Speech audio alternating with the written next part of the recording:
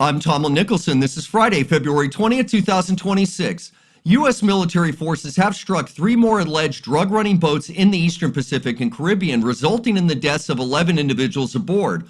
Officials say these interdictions are part of an ongoing operation to disrupt cartel smuggling routes, with no American casualties reported in the latest actions. Nations have pledged billions to President Trump's Board of Peace initiative aimed to rebuild Gaza, with the U.S. committing $10 billion to the effort. The inaugural meeting also secured commitments from a 20,000-strong international stabilization force to support reconstruction in the region. Former Washington Redskins guard Tre Johnson has died unexpectedly at 54 while on a family trip.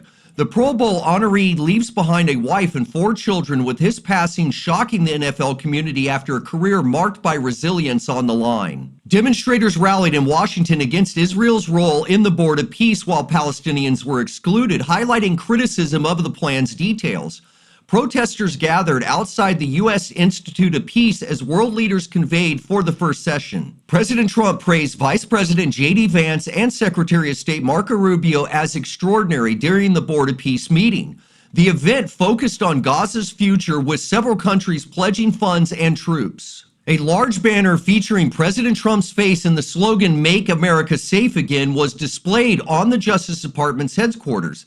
This move underscores the administration's emphasis on immigration and crime policies. Iran conducted military drills with Russia as a U.S. aircraft carrier approached the Middle East amid stalled nuclear talks. Both sides signaled readiness for potential conflict if diplomacy fails. A partial federal government shutdown began over DHS funding disputes, with Senate approval for temporary measures.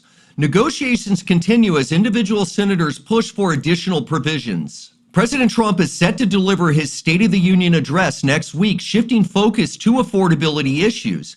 This comes amid dropping approval ratings and ongoing shutdown challenges. The National Governors Association skipped a White House meeting after Trump refused to invite 2 Democrat governors.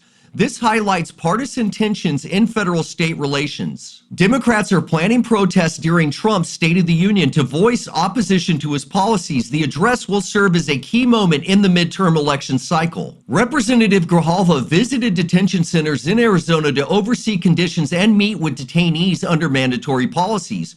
Reports note increasing holds on vulnerable migrants despite humanitarian concerns. California Democrats convened in San Francisco to strategize against the Trump administration in the upcoming midterms. Grassroots challengers pushed for stronger opposition to GOP directions.